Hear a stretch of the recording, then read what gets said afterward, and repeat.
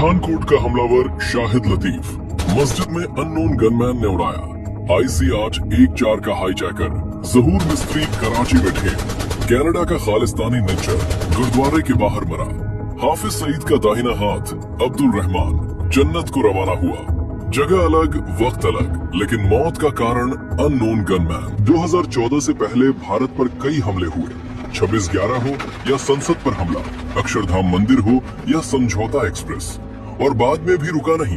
Pathankot airbase हो, उरी का सैनिक कैंप हो, या फिर पहलगाम की वो वादियां जो बेगुनाह खून से रंग गई। हर बार हजारों बेगुनाह मरे, हर बार देश तड़पा, और हर बार हम उन आतंकियों का कुछ नहीं कर पाए जिन्होंने ये किया।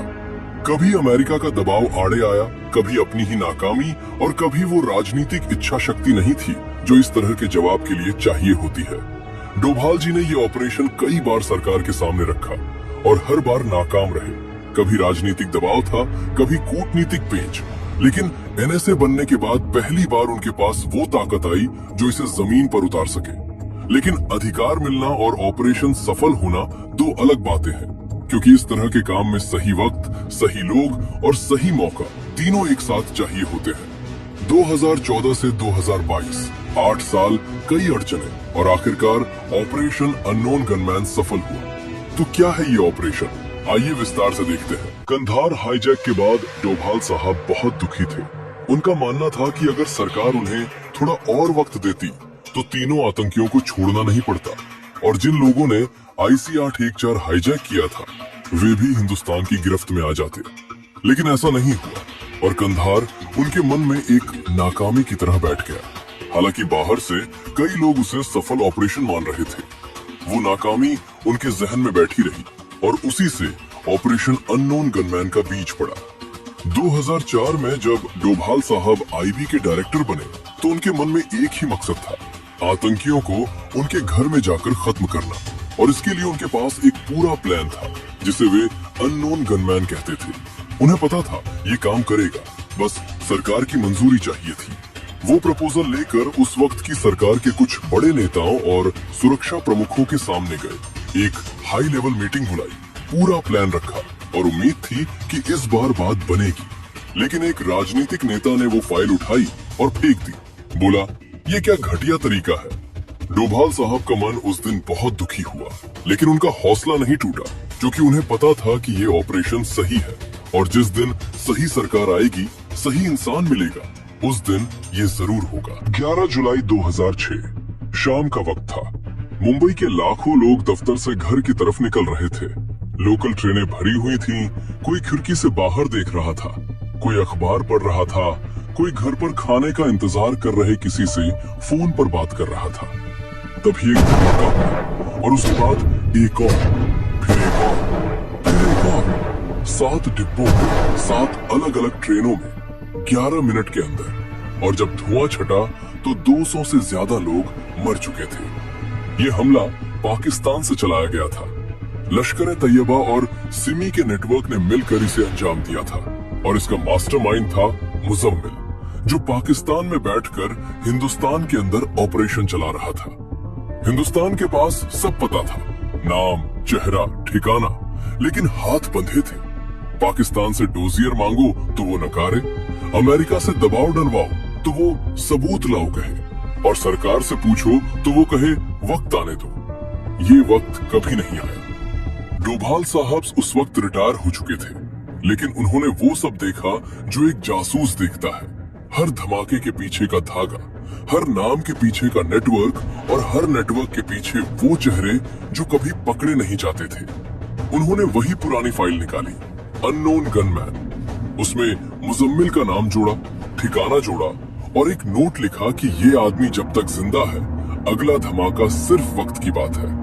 डोभाल साहब ने वो फाइल बंद की, दराज में रखी, और इंतजार करते रहे, इस भरोसे के साथ कि एक दिन कोई ऐसा आएगा जो ये फाइल खोलेगा और सिर्फ इतना कहेगा, कर। और ये सिलसिला मुंबई के बाद रुका नहीं। उसी साल हैदराबाद के लुम्बिनी पार्क और गोकुल चाट में 2 और धमाके। शाम को परिवार के साथ बाहर निकले लोग मरे। 2008 में जयपुर के बाजारों में सिलसिलेवार धमाके, पर्यटक मरे, दुकानदार मरे, राहगीर मरे।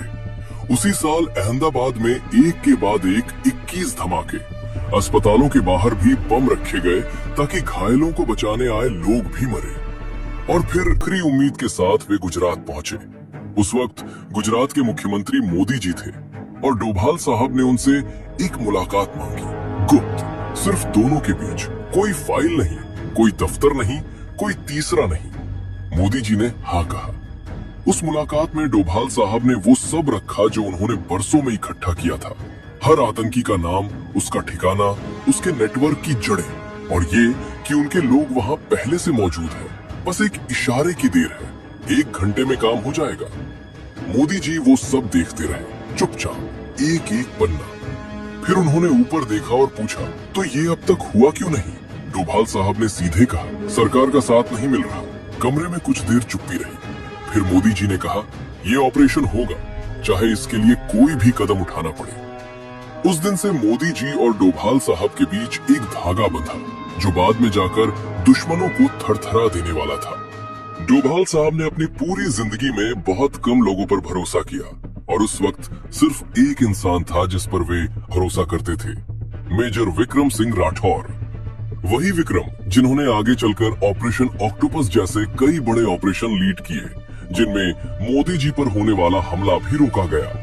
लेकिन उस वक्त वे के एक छोटे से गांव के पास एक नदी के किनारे एक ऐसी जगह पर थे जिसका नक्शे पर कोई नाम नहीं था। वहां 15 लोग थे, न वर्दी, न बैज, न कोई पहचान, बस एक काम, और उस काम के लिए एक ऐसी तैयारी जो दुनिया की किसी फौज या एजेंसी में नहीं होती। विक्रम जी उन्हें वो सिखा रहे थे जो किताबों में नहीं लिखा, कैसे किसी भीड़ में गुम हो जाओ और किसी को पता न चले, कैसे किसी देश में घुसो जहां तुम्हारा कोई दस्तावेज नहीं, कैसे काम करो और उसके बाद ऐसे निकल जाओ जैसे तुम कभी थे ही नहीं, और कैसे एक पल में वो फैसला लो जिसके लिए दूसरों को जिंदगी भर लग जाती है।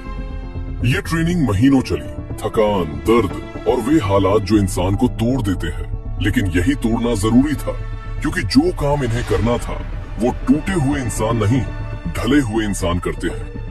इन 15 लोगों का न कोई घर था, न कोई पहचान, न कोई नाम जो कोई जानता हो, बस एक जज्बा था देश के लिए, और एक यकीन था कि जो काम सरकारें नहीं कर सकती वो वे करेंगे। यही थे अननोन गनमैन, और इन्हीं में से वे लोग थे जिन्होंने आगे जाकर उन आतंकियों को उनके घर में जाकर ठिकाने लगाया, जो सालों से हिंदुस्तान के खिलाफ खेल खेलते रहे थे। उन दिनों डोभाल साहब अपनी फाउंडेशन के जरिए काम कर रहे थे, रिपोर्टें लिख रहे थे, रिटायर्ड अफसरों से मिल रहे थे, नीति निर्माताओं को समझाने की कोशिश कर रहे थे कि देश के अंदर और बाहर क्या हो रहा है और कितना बड़ा खतरा पल रहा है, जिसे देखकर भी अनदेखा किया जा रहा है।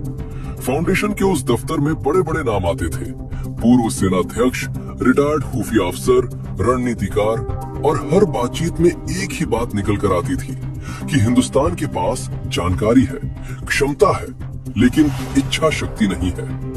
डोभाल साहब उन बैठकों में चुपचाप सुनते, नोट करते, और जब बोलते तो सिर्फ इतना कहते, वक्त आएगा। लेकिन एक बात उनके मन में पक्की हो चुकी थी, ये सरकार आतंकवाद के खिलाफ कुछ नहीं करेगी, न अभी न कभी, क्योंकि उसकी नजर वोट पर थी, कुर्सी पर थी, और उन समझौतों पर थी जो पर्दे के पीछे होते हैं। तो उन्होंने सोचा कि जब तक देश की जनता जागरूक नहीं होगी, जब तक लोग ये नहीं समझेंगे कि उनके साथ क्या हो रहा है और उनकी चुप्पी कितनी महंगी पड़ रही है, तब तक कोई भी बदलाव मुमकिन नहीं है। फाउंडेशन के जरिए उन्होंने वो काम शुरू किया जो दिखता नहीं था, सही लोगों तक सही जानकारी पहुंचाना, देश के अंदर एक ऐसी सोच तैयार करना जो ये मांग करे कि जवाब दिया जाए, और ये बताना कि हमला सहना देशभक्ति नहीं, देशभक्ति तो जवाब देने में है। 2011 में एक लहर उठी, एंटी करप्शन मूवमेंट। वो आंदोलन भ्रष्टाचार के खिलाफ था, लेकिन उसकी जड़ में वो थकान थी जो बरसों से जमा हो रही थी।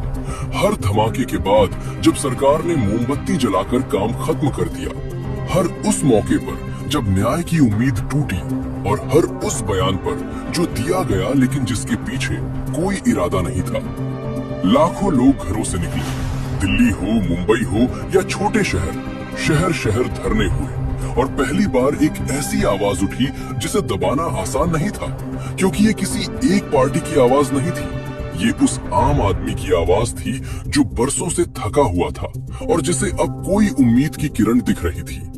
उस आंदोलन में कई लोग आगे आए, अलग अलग पृष्ठभूमि से, अलग अलग इरादों से, लेकिन एक बात सब में समान थी कि अब बहुत हो चुका।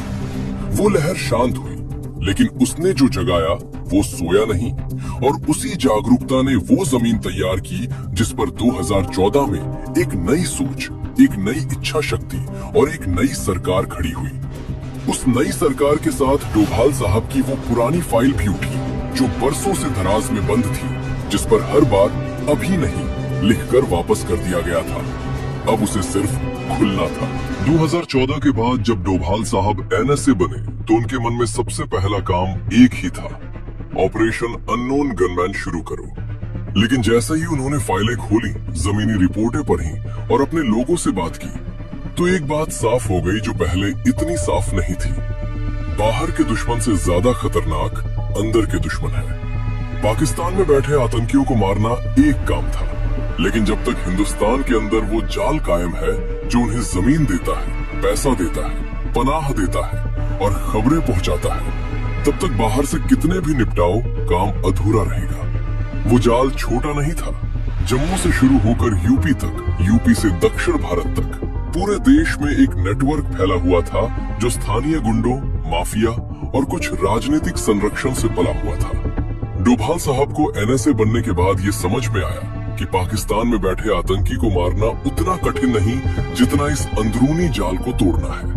उन्होंने देश के कई राज्यों के डीजीपी से मुलाकातें की, एक एक जिले की रिपोर्ट मांगी, एक एक नाम की जांच कराई और फिर एक सूची बनी। उस सूची में वे स्थानीय गुंडे और माफिया थे जो इस जाल की कड़ियां थे।